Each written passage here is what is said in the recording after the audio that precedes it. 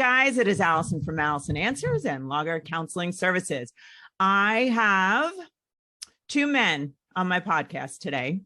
And the reason that I have chosen these two gentlemen to be on the show is because they are truly gentlemen. And I have known them for quite a while since I have joined Arete. They both are members in Arete as well. And we had become fast friends. And one of the things about them, there's many, many things about them that I admire and honor. But one of the primary things that is extremely noticeable about them is that they are high-level gentlemen. And this show, who knows, it may segue into that kind of a thing, because one of the reasons that I wanted them on the show, they both look down because they're so freaking humble, these two guys. That's one thing I know about them. As soon as I start to talk well of them, you know, they don't immediately receive it. But I'm being authentic and genuine in what I'm saying. And what I really, really feel about these two men is that they are role models and they're a rare breed. It is hard to find men out there who are family men, who are good fathers, good husbands, hard workers, honor women. And these guys have been so consistent throughout the time that I've known them in displaying something that is really, and I'm really genuinely saying this, anyone who knows them would agree, they just exemplify like real healthy masculinity. And it's not something that we find often now. And it's incredible. So I wanted to talk to them about how they succeeded in their business. They have a family business, but also who they are as people and how they've developed personally. And you're going to get a lot from hearing from them, because they're two men who, if you really listen to them, you're going to learn something about how to live life and how to have a better life. So that's the reason why I have them here. And I really, really admire them a lot. And I'm going to say one other thing. I can tell you that, and they don't know this, I'm a little embarrassed to say it, but when I think about when I'm measuring the consideration of like who a man is, either to hire or somebody to be a friend or someone in my life, I literally think about who these two men are to their family, to one another, to their wives. And I actually kind of use them in a way as a template. I'm not kidding. I just totally revealed something to you, but I do that, guys. So I just wanted you to know that. So, okay. So without any further ado, these are the Abbruzzese brothers. Do I say it right? Abbruzzese brothers? I never say it right. Is that right? Yeah, that's it. Okay. We have Anthony. Yes, Anthony. And this is Nick. Raise your hand, Nick. Okay. And these guys are brothers, obviously. And I want to just start asking them questions about their life. So guys, can you tell us how you started in your business that you're in and explain it. They are, it's an Abbruzzese Floors, right? Flooring? Floors. Okay. Tell us about your business. I want to hear about that. Well, first, thank you very much for seriously, all that. Thank you. That was amazing, and thank you very much. So I guess our company started with our dad, and he was, when we were much younger, when we were like 10, 12 years old, he was a landscaper. And in that time of being a landscaper, he always had like a slow season in the winter. So in that slow season in the winter, he was always looking for work, snow plowing, whatever. And my uncle owns a floor covering business. So he said, hey, I need somebody to demo floors for me prior to us installing them. So my dad was, slow, looking for work. And he said, Tony, you want to do it? I said, yeah. So that started us. And then slowly dad made the transition into being full-time flooring, taking on different types of flooring. So now we specialize in concrete polishing, epoxy, and self-leveling cement. And it's been a roll since then. And, me and Nikki, anytime we ever wanted to buy something for ourselves or whatever, dad always said, come to work, it's always here. So we always were working with him on the weekends and summer and everything like that. And, just fell in love with the business. And, we did college, but we, at the end of the day, when we graduated, we were just like, no, I really like working with dad. I like working for the business. It gave us a good feeling to, help our family. See what I mean? That's just the beginning of what's going to happen. Okay. So Nick, what do you want to say? I think Anthony pretty much nailed it on the head there. Growing up, dad was always out working, and this isn't a knock or anything, but he was never really home because he was always working, trying to provide for us. So when we jumped into the business full time, that's when we started spending the most time with him that we ever had before. So we always grew up with our mom. We knew her very well. Not that we didn't know our dad, we just didn't spend as much time with him, obviously. But now, since working, I'm in my 10th year, I think Anthony's in his 11th year full time. It's been really cool to see a different side of him and grow a bond, outside of just family life, but work. And, we work really well together. There's really minimal fighting. And I think that speaks to a lot on how we were raised. We were raised by two great parents that just taught us right from wrong. And everyone always asks us on a daily basis, what's it like working in a family business? It must be hard. Or they'll relate saying that they were in a family business and it was hard for them. But honestly, our answer is always the same, and it's not hard for us. We bicker very minimally, and on a daily basis, we just get along, and there's no fighting. We all just get along, and we're family. And at the end of the day, we love each other, and it's a great combination for us. Yeah, it's funny. People think we always bullshit them when we're like, oh no, we really don't fight, and it's easy to work with. The three of us, it's pretty easy to work with all of us. And everybody's like, oh yeah, but I work with my brother and this and that. And I'm like, yeah, but you're not us. You had different life experience. So we have, we mesh really well together. It's great coming to work every day. So what do you think the key is that makes you guys have so much harmony? What do you think that is? Mom coming after us as young kids with the wooden spoon saying, you don't fight with your brother. Yeah, just respect, really. And, just not afraid to tell the truth, because that's a big thing. We don't lie to each other, and just, respect. If someone slips up on a project, we know that, we're not going to bury that person and drill them into the ground, because it could happen to us on the next one, or maybe it happened to us on the previous one. So really just respect. Yeah. And I think knowing that, like, Nikki's good at things that I'm not good at, and I'm good at things that Nikki's not good at, or better. It's maybe not I'm better, or maybe I enjoy more. My dad enjoys certain things that me and Nikki don't want anything to do with. And that's great. You go in your lane and you flourish there, and we each have our own little piece of the pie.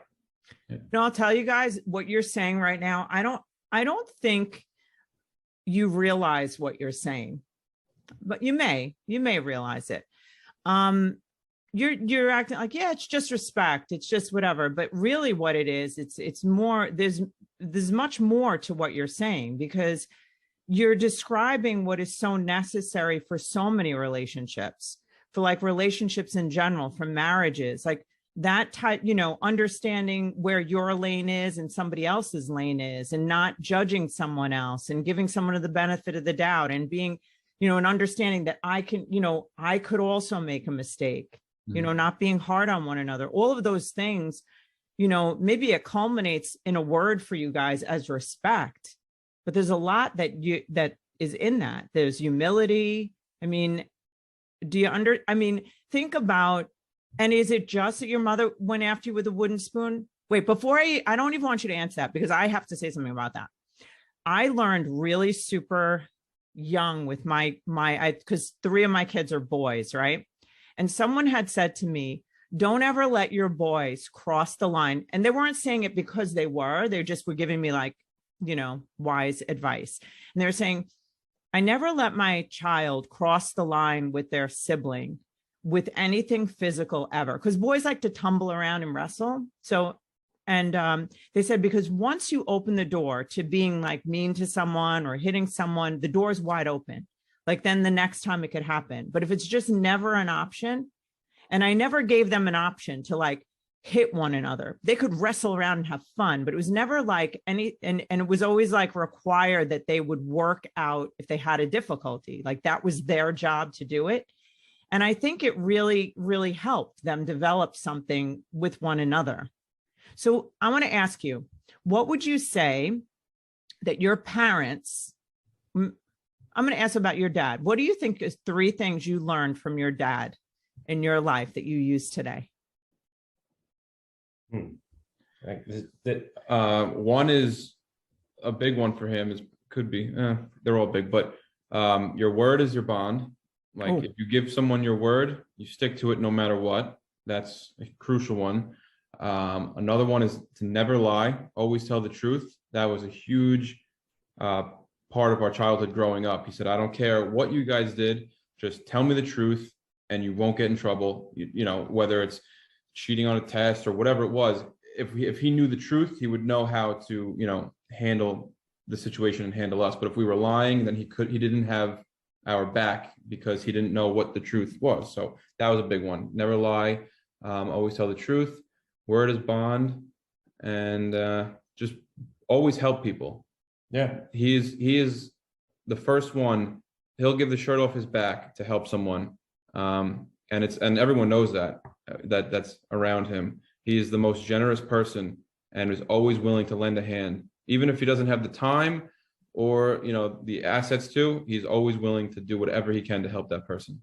Yeah, and that's the thing. When you see Dad come on a job site, it's you don't even realize how many faces light up seeing him, and that's just because of the things that he's taught us. He lives like you want to talk about core values. Like my dad has a set of core values that he lives by that he's never written down or put on a wall or anything like that, but he lives them every single day, and you could see that in every relationship that he's built with people, and I guess through us.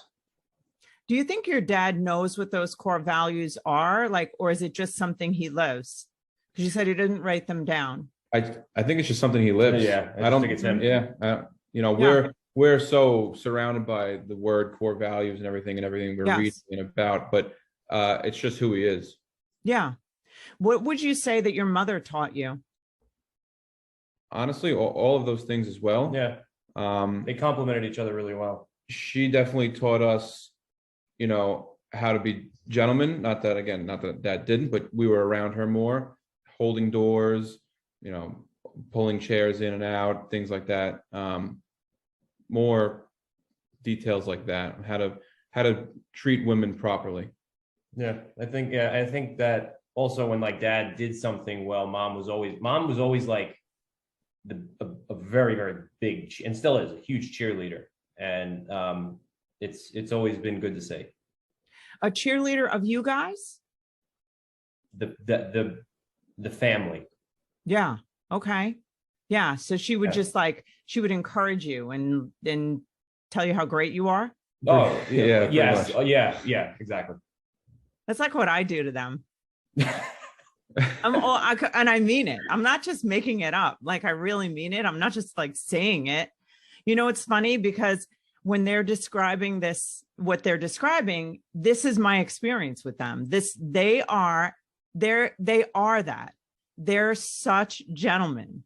Like, we've been on business types of trips and they'll be the ones that wait by the elevator for me. They're the ones that are they're just such gentlemen. Do you want me to drive? Didn't one of you guys drive my car or something? I don't remember. I think I did. You did. Yes. Because I think I had maybe one too many drinks. Did I just say that on here? Yeah. Drug and alcohol counselor that I am. But anyhow, so yeah. So the thing also with you guys is that you're so steeped, as I am, in personal development. And I think that it like just flows with your family. Like the way your family is, it's just like a natural progression that you would be involved, right? In Apex, Arete. Do you want to just say what that's done for you? What do you think? What do you think that's done for you as people? So I think that as far as like the term personal development, I think it's a great term, because for me, I'm obviously human, and you slip up and you're not the best in some areas and you're not perfect in others. But in other aspects, you're great. Like, in the business sense of things, we've really taken to it and really have learned so much through mentors and through meeting great people like you. And it's really changed our lives, not only in business, but it's also exposed what we're weak at, as far as like, I don't know, being better husbands, being better dads, being better brothers, better sons, the whole thing. It really is it's a rabbit hole when you start going down it. And it exposes a lot of things that you might necessarily not want to be exposed to yourself. Like, hey, I sat down on the couch today instead of working out, or I should have read a book instead of watching that movie, or any fill in the blank. I should have called my mom, or whatever. Like that. It's a big rabbit hole, but it's a huge investment into yourself that like completely changes your whole life. And it's shown for us in the last, how long have we been, like, really 5 years? Yeah, like 5 years. 4 or 5 like years. Our life 5 years ago is nothing to what it is now. Like, and I'm not saying like wealth or anything like that. I'm just saying the quality of life that we have is completely different. Yeah, and how we think on a daily basis. Absolutely. Yeah. Yep. What do you think is different? Just the perspective on life and outlook on life and on ourselves and people in general. Like Anthony was saying, all the books that we read, podcasts we listen to, and business groups we're a part of, it exposes us to things that we necessarily might not like about ourselves, without realizing that we don't like that we don't like it about ourselves until we hear it being said, and we're like, oh wow, I do that. That's me. Like, very relatable things, and just actively try and change it, and just have a much more positive outlook on life.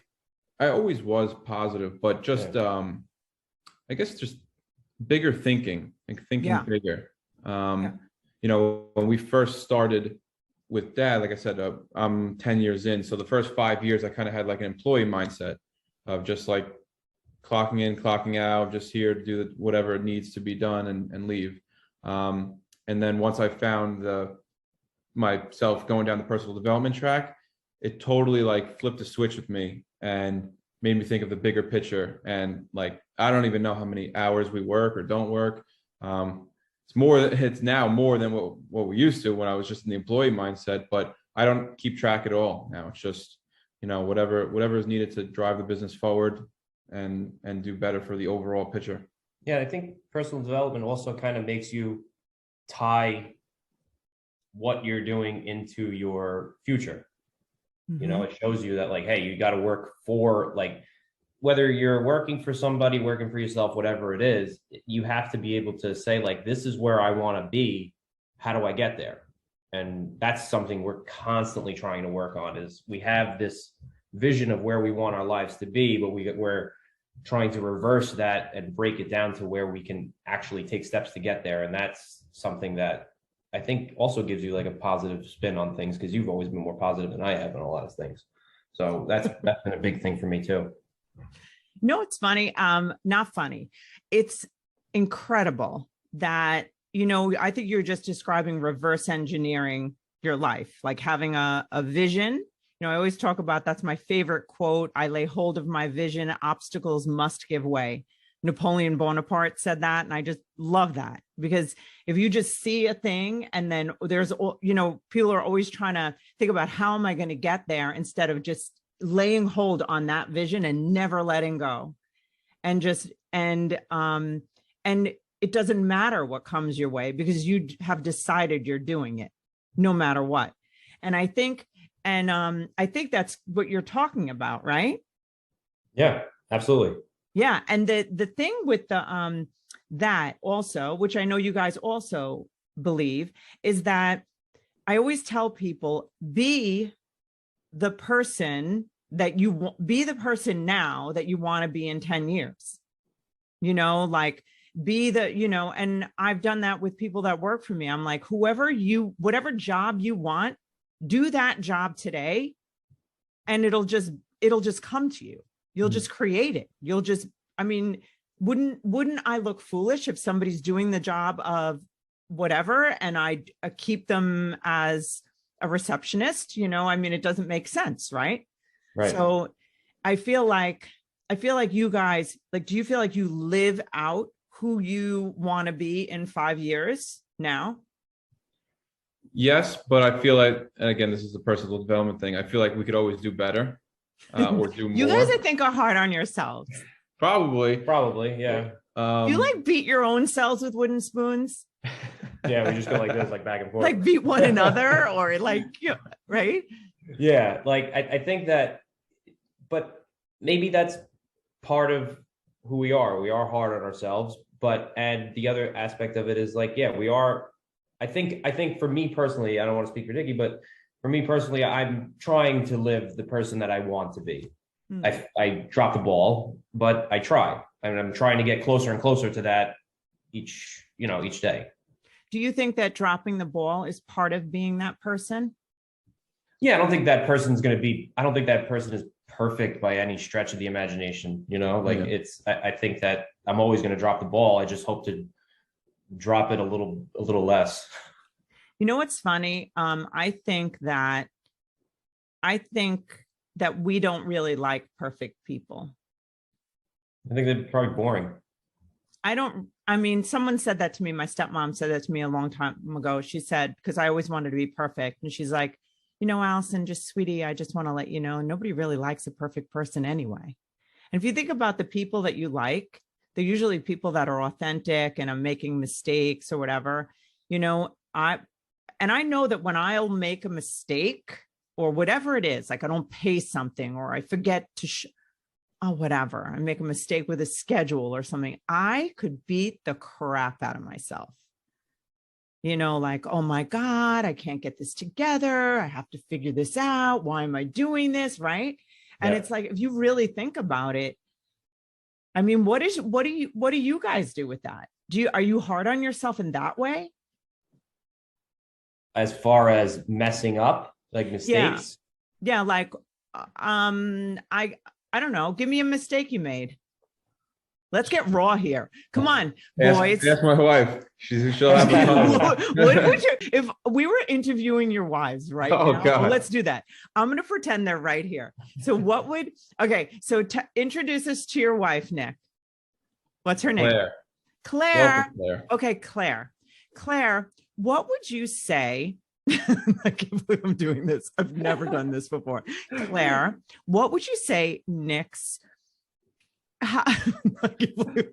Claire, how does Nick disappoint you most? She would say that I don't listen to her. You don't listen to her. Yes, that's a big one. So what's funny, really interesting is that I feel like me and him, we're very similar. We listen to each other incredibly well. Yes. We think the same. Yes. But my wife would say something similar. Okay, introduce us to your wife. This is Jessica. She's lovely. Jessica? Yes. How does Anthony disappoint you the most? I would say I'm not the best communicator, and I also have a honey-do list, the length of the Bible. Jessica said, I wish that Anthony would be a better communicator. And then you said, and I have a honey-do list that's as long as could be. So basically, and I want him to, would she say about the honey-do list? Well, one that I wish that, so that comes down to like us now. This is getting into the work aspect of things.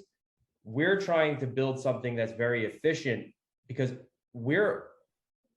I mean, I'm never home. I'm not really home all that much. And by the time I get home and I'm burnt. I'm burnt out and I just want to like read a book and go to bed. Yeah. So then things stack up and I'm like, yeah, I'll do it. Yeah, I'll do it on the weekend. I'll do it on the weekend. And then the weekend comes and it's like, oh, I want to take my daughter to the park, or I want to take, we want to go somewhere. And then the weekend passes or it rains and I can't do it. And, like that's where I need to improve. Do you guys hate me for bringing this up? I swear I had no idea I was going to do this. Are you guys okay with this? No, yes, and I think you have to be, because if you're not in personal development, you're not. And what am I going to do? Like, I'm just like, oh my God, Alison's bringing out the truth. Oh my God, like how dare she? I'm bringing out the we're delivering this real, people. Okay, so check this out. So okay, what do you each think? Say, I'm a therapist, so I mean, I could really help your wives right now, like a lot, because you guys are amazing. So let's think about, Claire would like you to listen. So from what I understand about you, Nick, you're a very good listener. Depends who you ask, I guess. Okay. So, and what does she want you to hear? Just things that she talks about. But is it just like, what she feels or what's going on with her? Or maybe it's like, things that were hard for her. Is it like something that bothers her?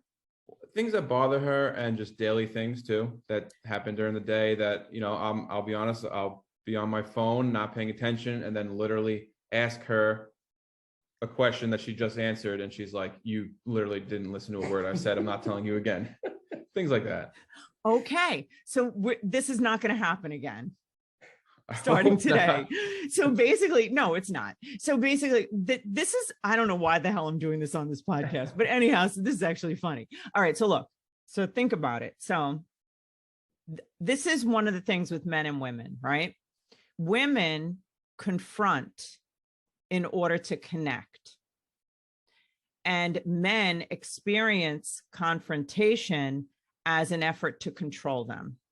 It feels like suffocating or whatever. Or they may complain to connect. Have you ever experienced that? Yes. You like won't answer me. No, I have no problem answering. You're 100% right on both sides. Yeah. Yeah. So because when we complain, it's because we want someone to go, oh my gosh, that must have been hard. Yeah, I get it. Connect. But what men will try to do is they'll try to fix it. Do you guys try to fix it? Yes. But really quick before I forget, I actually learned that from you about validating other people's feelings and listening to them, and that's something that I try and do. Again, not the best at, but I try and do that. And when you do that for people in general, it really makes a big difference. But I do try and fix things. It depends on, honestly, how burnt I am at the end of the day, but I do try and solve the problem instead of just listening. Yeah. You know what it is, what you guys do. See, the thing is listening. It's kind of like this weird thing with I think women in general, is that for some reason, once someone understands us, we don't have the problem anymore. The problem's gone. Maybe listening. We just want someone to know and then it's like, wow, I don't feel bad anymore. But also I didn't mean to put you on the spot, Nick, in regard to Claire or whatever, but I kind of did. No worries. Yeah. It was, hi, Claire. So anyhow, but the thing is, also I'm thinking you're having a long day and you probably just are zoning out and just want to be on your phone. Right. And I think still is just dealing with work, work related issues, things like that. Which they're both very understanding of, but it could still eat into time. Yeah, it does. It does. It's interesting. If you think about what you guys are describing, you're describing kind of building this empire, you're You really have excellent work ethic. And then it's trying to figure out how do you also excel at being a husband and a dad in the context of that, right? Do you guys find that, a challenge to try to figure that out? Yeah, 100%. Because so most of our work happens at night because we have big machines, loud noise, dust, the whole thing. So we speak to most of our supervisors, like our clients and stuff, during the day. So that starts at 7 a.m. Our phone starts at 7 a.m. Then it goes until about 5 p.m. when all of our clients get off of work.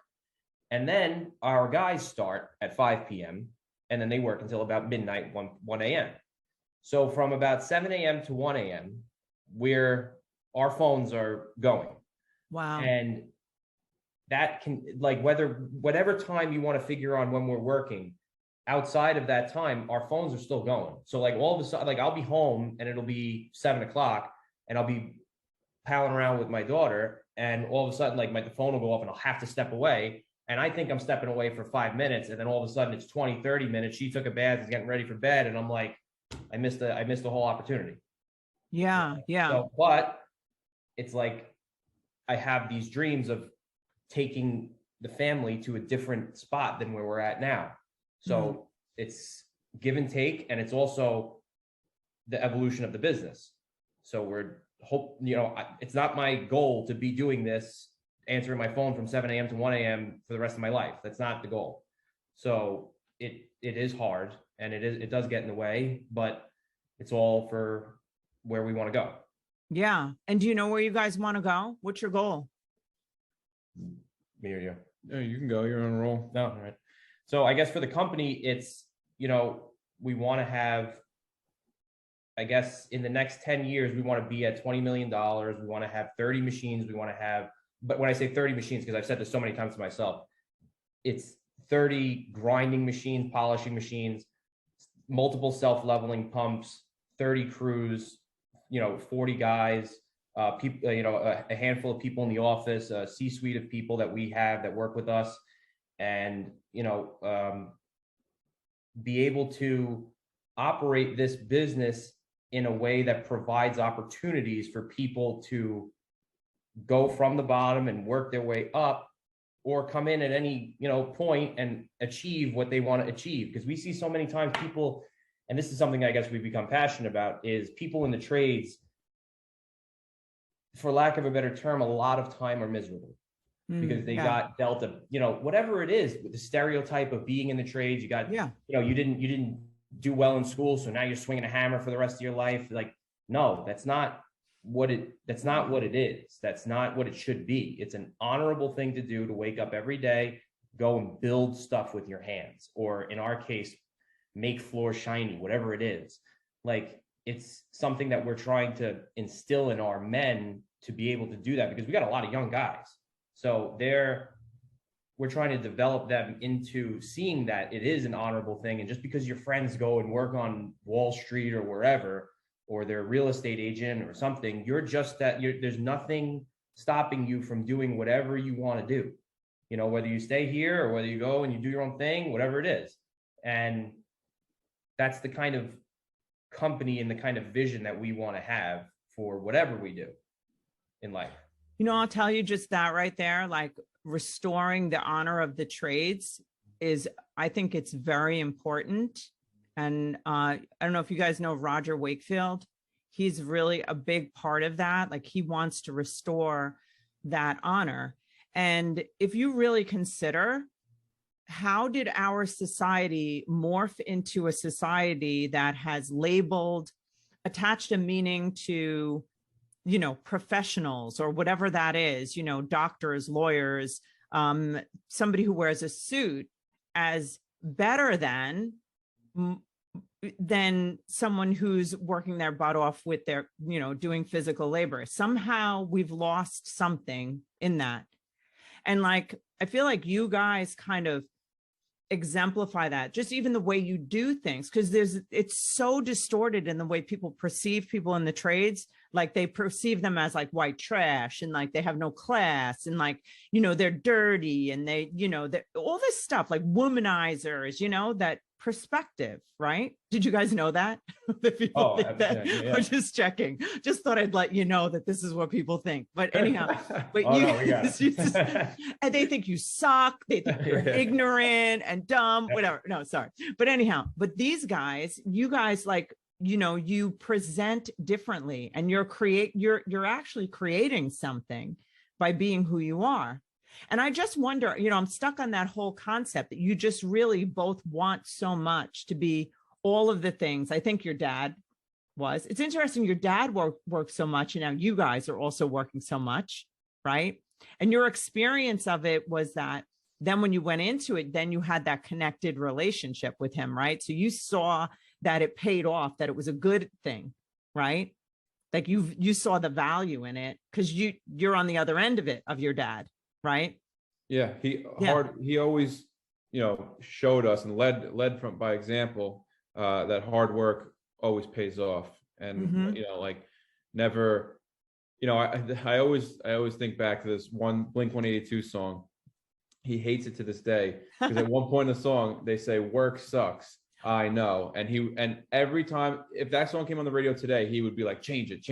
The work does not suck. Work does not suck. That's a wrong attitude. And I vividly remember him saying that, like when that song first came out, to even now, if it comes on the radio. So he always instilled in us hard work, and he always led by example with that. And, it's something like Andy says all the time, Andy Frisella, like, you'll never feel, bad about doing something hard. Like after you do something hard, you always sit back at the end of the day and like, damn, like that felt good. Yeah, it sucked going through it, but I'm happy I did it, and made me better, 1% better, whatever it is.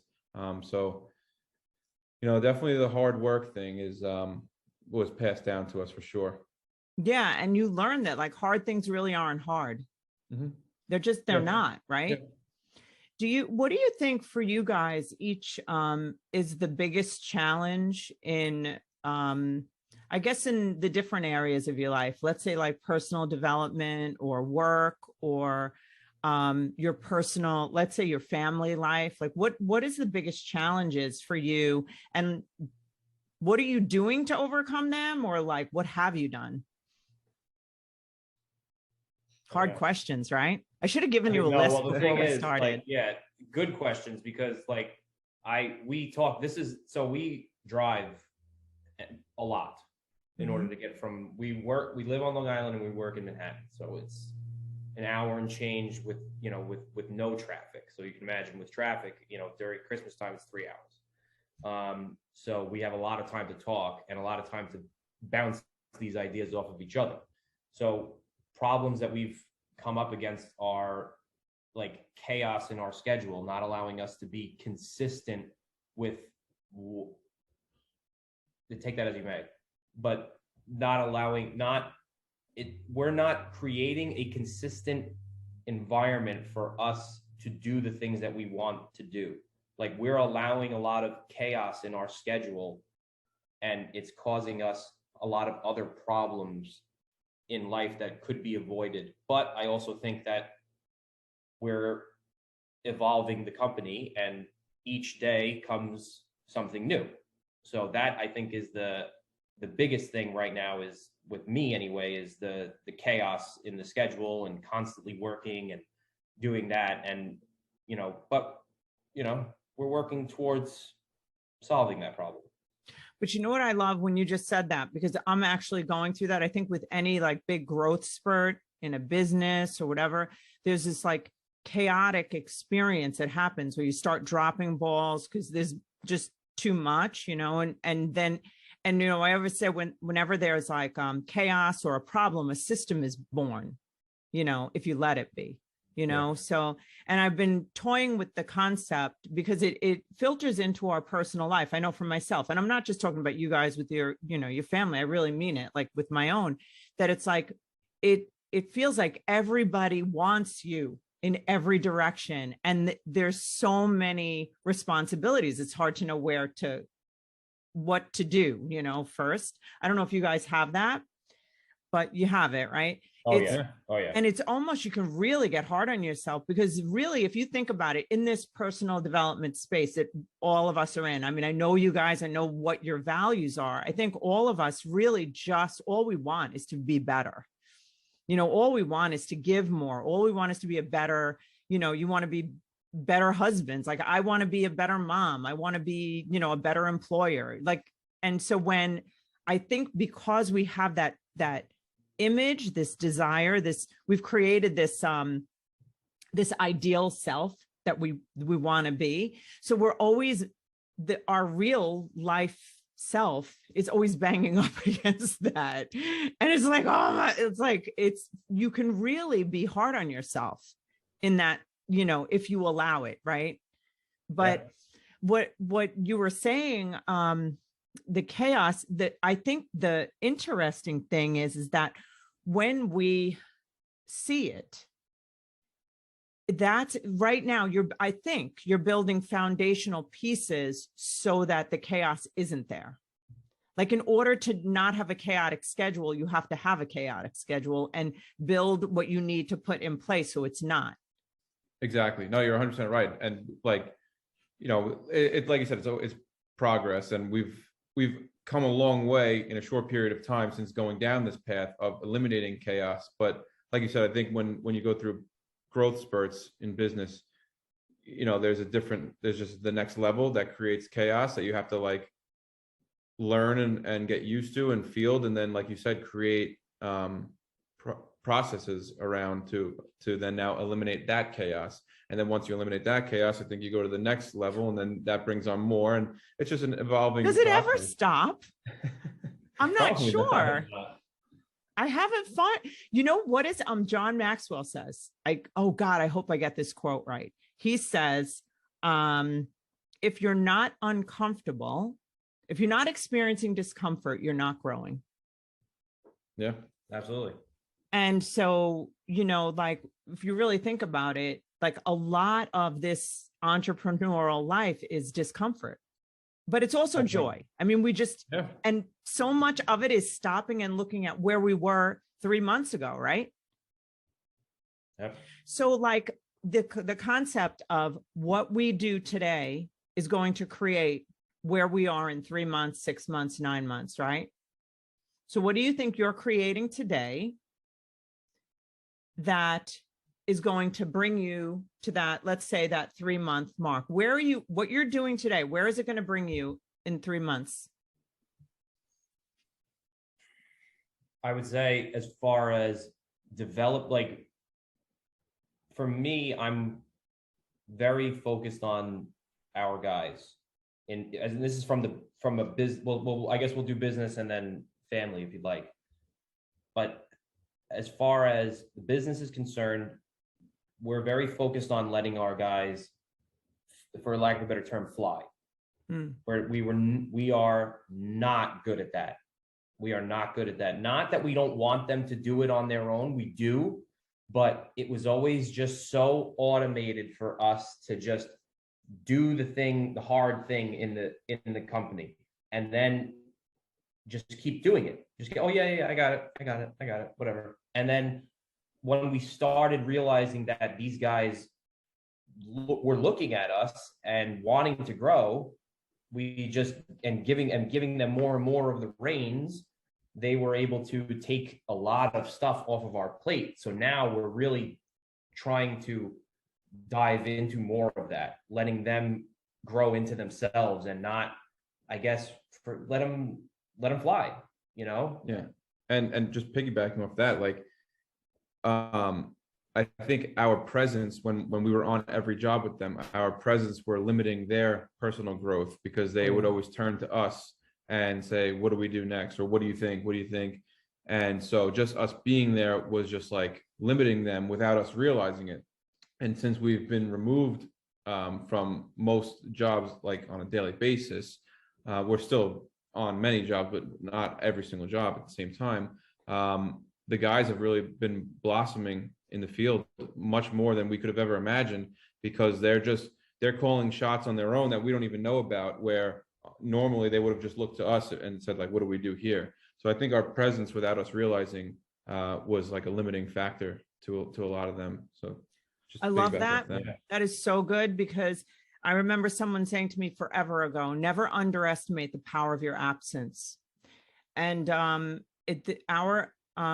you guys know that, like, there were things that I could not let go of in my business. And then when my husband died, I had to, for like 6 months, I didn't even work at all or something. It was a while. And what happened to the people who worked here, like, they just Wow. took over, because basically they had to. It's like, jump off the cliff and grow your wings on the way down. I mean, basically they all did it. And it's like, even just raising kids, like, I see like so much of any of the frailties or whatever issues that my kids have, it's because I didn't allow them to grow in that area because of my own discomfort in their pain, my own discomfort in what they felt. Like, we want to take away the pain. So then, pain is the greatest growth developer ever, right? But we didn't ask you, Nikki, something. We didn't. What's your biggest challenge, right? Remember my question? I don't even remember it. Do you remember it? Yeah. What was it exactly? The Oh, one where I God. said schedule was like our biggest thing. You were saying schedule. What's my biggest challenge? Like, I was saying, in work, home, or anywhere, personal development. I think being more present where my feet are. Love it. Yeah, I think that's a big one for me. I'll just get lost in my phone, or I'll just be thinking about work, or just a challenge for me is I have to be more present where my feet are, for sure. I love that. I always say, like, keep my head, heart, and feet in the same spot. Mm-hmm. I think we go to, I know I do, and I think people who are driven do this, that wherever I am, I need to be somewhere else. I'm thinking about the next thing where I have to be, and being now, right? What do you think the one thing, if you really think about it, the one thing that would change your,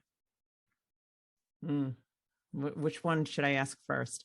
What would be the one thing that would change each of your marriages for the better if you did it every single day, and even if it's less than 15 minutes every day?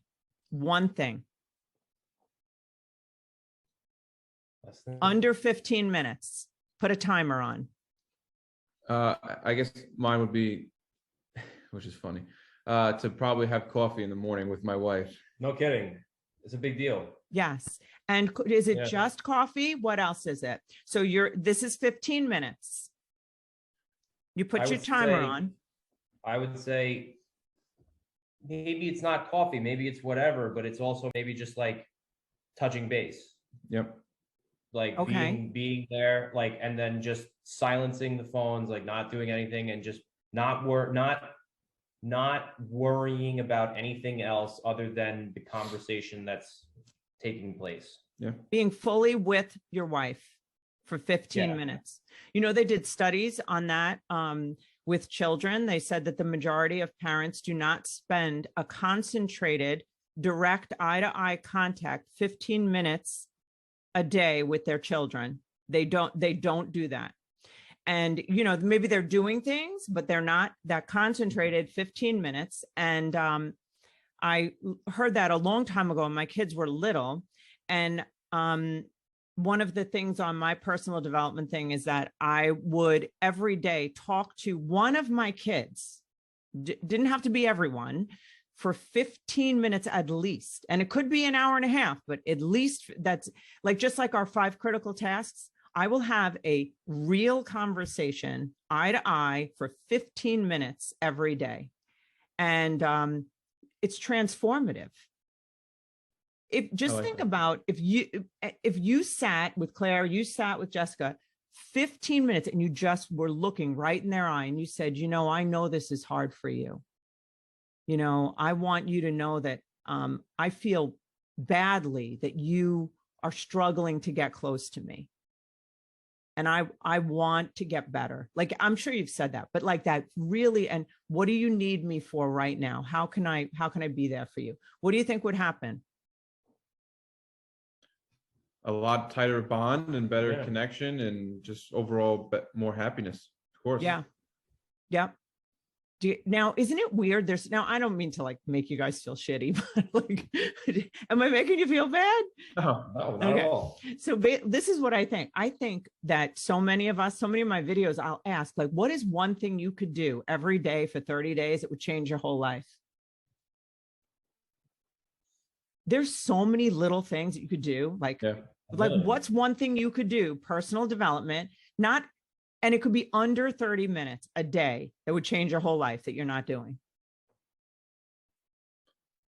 Well, I mean, mine would be more, I do it most days, but I mean, sticking to reading a day, like that has changed. That when I do it in the morning, it sets the tone for the day for me. And like, it just gets, I don't know what it is about it, but it just gets me off to a better start. Yeah. Versus when I do it at night. I do it, I enjoy doing it at night too, but I tend to fall asleep and I don't get through my pages as much. And I'm kind of like rushing through it to like race against the clock before I like fall asleep. And I'm trying to like just read and not really absorbing it. But reading in the morning for me would be a big one, and more visualization. Yeah. That's a good one, right? Just think if we spent 5 minutes a day visualizing, what would happen? Yeah, a lot. Right? Do you think we should make a pact? You want to do it? I need to. Let's make a pact. Accountable. If I'm not held accountable, that's where I tend to slack. Yeah.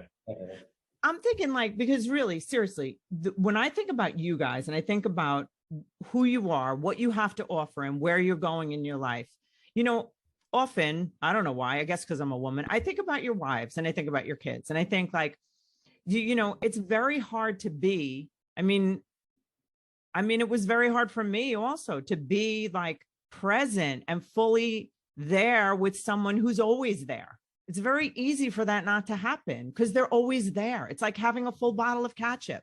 You don't miss it until there's only a little bit left, and then you're desperate for the ketchup. It's true though, right? It's weird because she's there, but it's if you think about it, what stresses you guys out the most? Just think. What is that guy's name? I think you kind of said it before, where it's like we are needed in many different places all at the same time, and being pulled in many different directions all at the same time. And it's like we want to be everywhere, but we can't. When do you feel most guilty that you're not at everything? Well, I feel most guilty when I'm not at home, I guess. Yeah. Mm-hmm. Is that it? Yeah.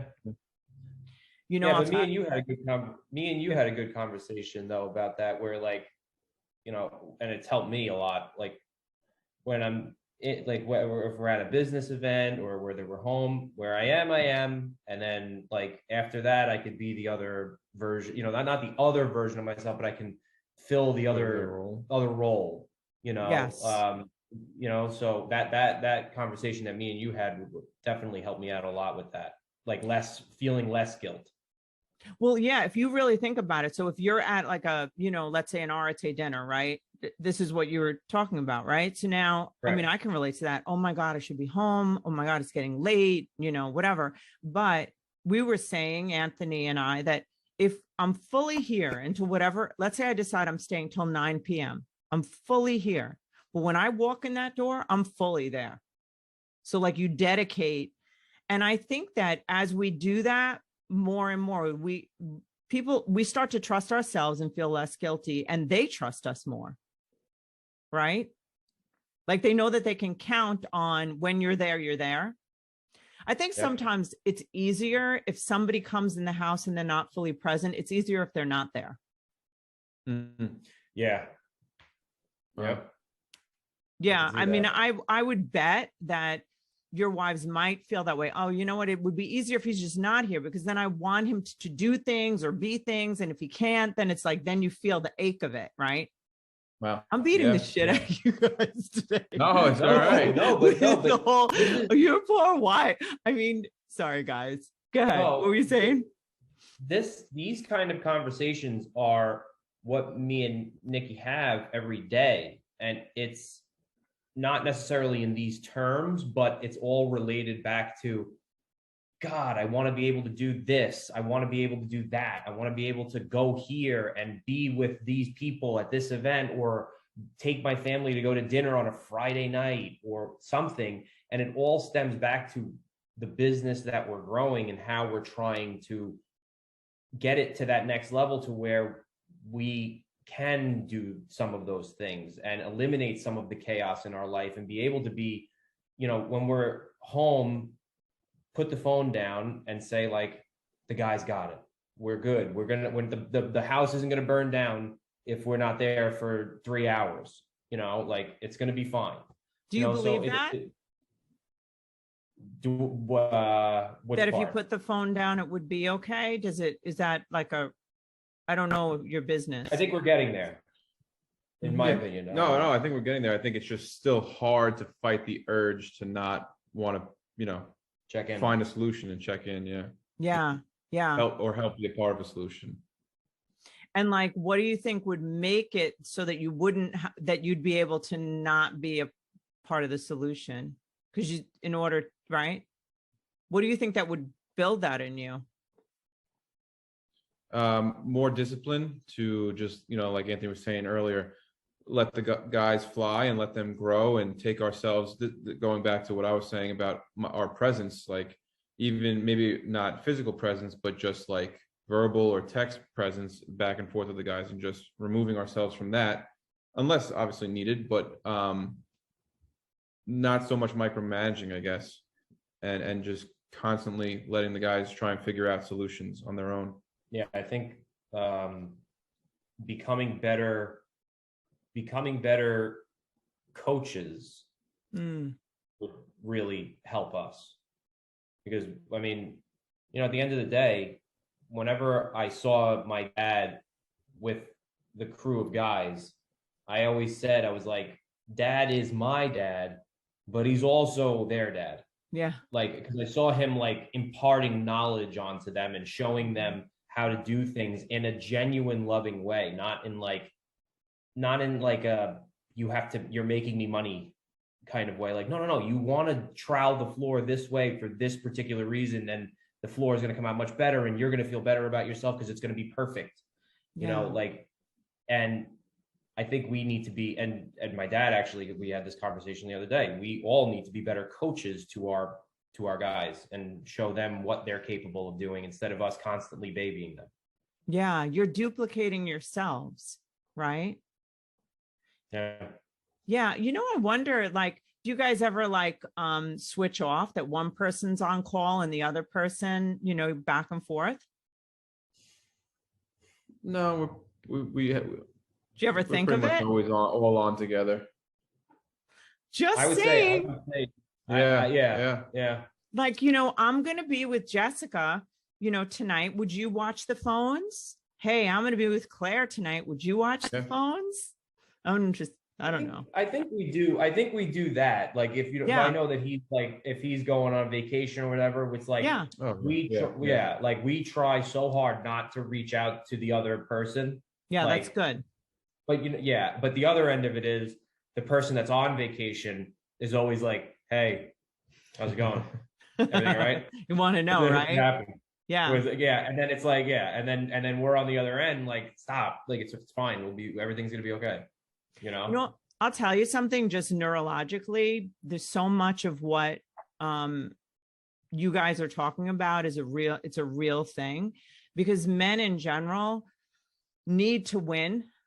You know, they need to be like challenging themselves, and they usually do not get involved in things that they don't think that they can win at. So, but things that they feel that they can win, or that are challenging them, or that they see a winning outcome, and they know they have to do these things. It's kind of like that hunter-gatherer thing. Like it's really like they almost need it for their,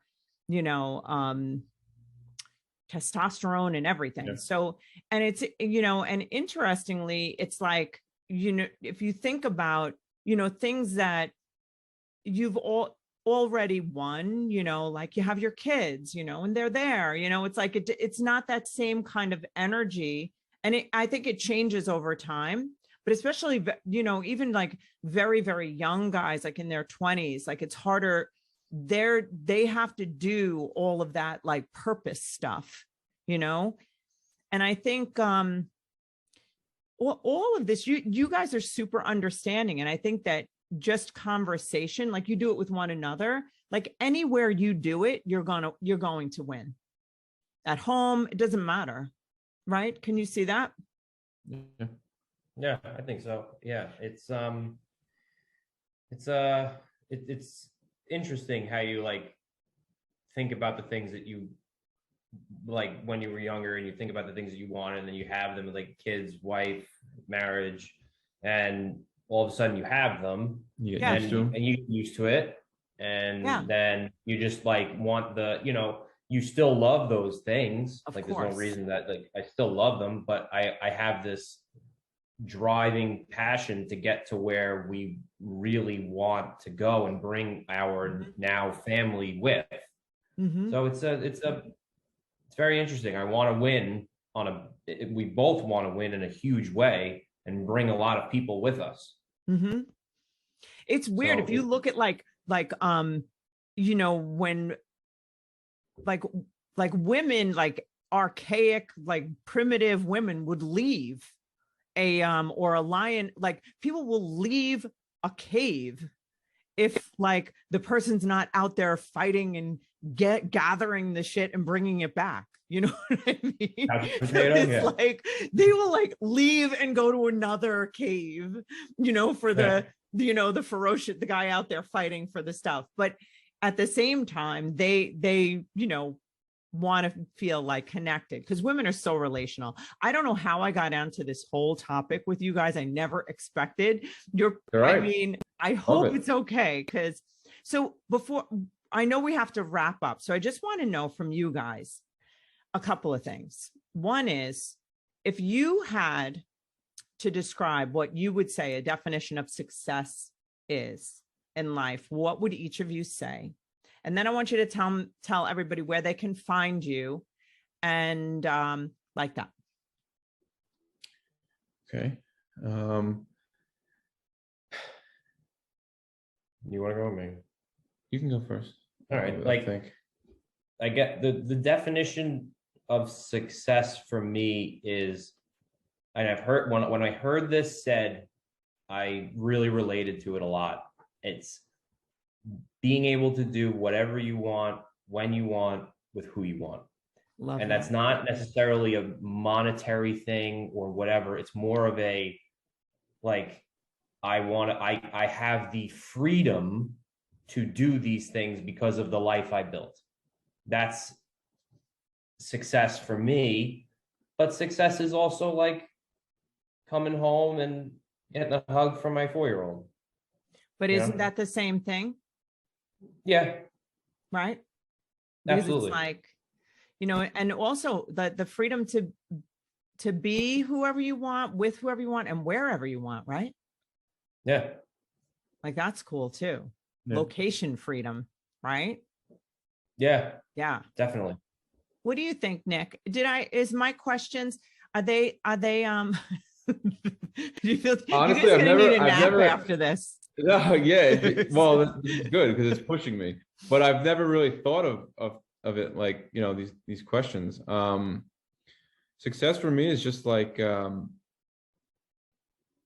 just being happy on a daily basis and bringing happiness to my family and friends. And building something that leaves a better and leaves a good impact on the world, leaves it a better place. Piggybacking off everything that Anthony said too, of course. I'll tell you, you guys. Oh, go ahead, Anthony. Mm-hmm. No. I was just going to say that I feel like you guys are leaving an imprint. You know, I really don't just say that. I really genuinely mean it. Thank you. I don't really think you realize, I think even Chris Warren said it, like you guys are like, because I think we were just loosely at a meetup, we were all talking something about like men, like real men. And he mentioned the Abbruzzese brothers. Like you guys are, you're not like these macho guys, but you're in every way like a healthy, like strong masculine. Like that's real. It's true. Like that's what you are. Thank you. And you really exemplify it. And I think that you know, and your wives really deserve like I want to clap for them because they're backing you up, you know, by being home and taking care of everything, right? So it's cool. You like, yeah. Effort, I'm sure. Yeah. So where could people find you? And do you want them to find you? Yeah. This is just don't say anything if you don't want them to find you. I'm on Instagram at Abbruzzese. We shorten it because it's too long of a last name. Abruze. And I'm at ANTABRUZE. And then from there, you'll see our business page and all that. But also with you, because you said about the questions making us take a nap. This is the kind of conversations that I look forward to when I'm hanging out with you at a dinner.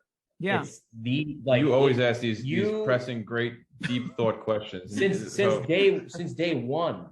And I love having these conversations with you. And I really need to relay that to people that are listening, is that you have such a great way of making people think about the way that they think.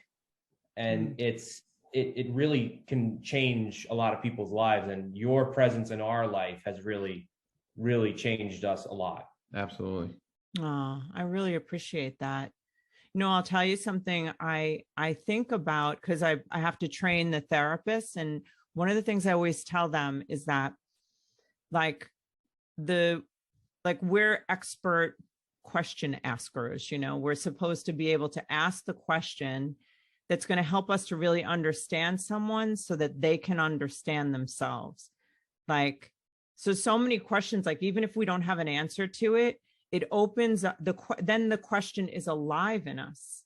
So I feel like being able to, you know, when we wake up and let's say we're feeling I relate to that whole feeling guilty or like the chaos in the schedule, whatever, but turning around and asking the question like, hey, what is it about this situation that feels so scary? Because stress is fear, right? What is it about this situation that I feel so guilty right now? You know, and it's like, I think that we create this was my thought lately. I've been thinking, I work so much on creating systems and processes for my businesses. How come I don't do it for my personal life?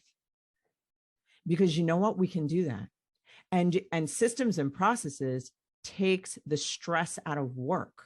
It makes everything flow. So why not make, like, you know, we have workflows. Why not make a family flow or a social flow?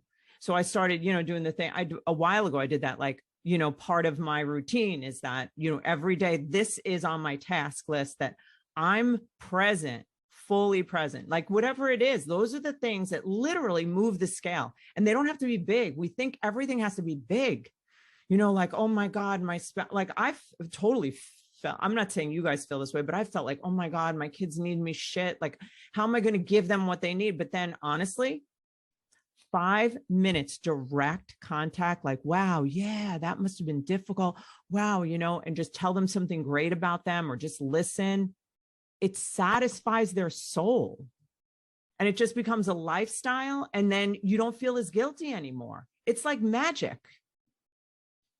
And it's not as much work as we think it is. Right? Because I think when we have kids, and this is my last thing, I'm going, but the last thing is little kids, you guys have little kids. Yeah. There's too much need to go around. That's what it guys, that's the problem. Your wife needs you. The kids need you. You need you. Everybody needs help because it's a lot, and it's, so I think that then there's just so much need. Right. And yeah, so that's all. Put that in your pipe and smoke it, boys. That was great. Okay. That was great.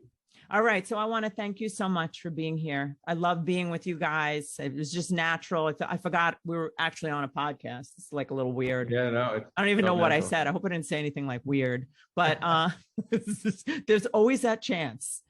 So it's great to see you out. I don't remember. Do I see you in Arete? Like I do. I don't, right? Do I see you? No, Am I we're seeing we're what, 2 You guys weeks? are going 2 to, weeks. you guys are going to the summit. Yeah. Yeah. Holy, you know what I want to say? That is so Yeah, good. we're extremely excited. Extremely excited. We're going to be doing some marriage counseling while we're there. Tell your wives, I'm going to make sure you come, that it's going to be so worth their while. All right. Okay. I'm telling her. Need Good, that tell and dream discussions. Oh, yes. Yes. Okay, boys. Love you so much. Okay. Thanks, Alison. All Take right. you. care. Bye, guys. Bye. Bye.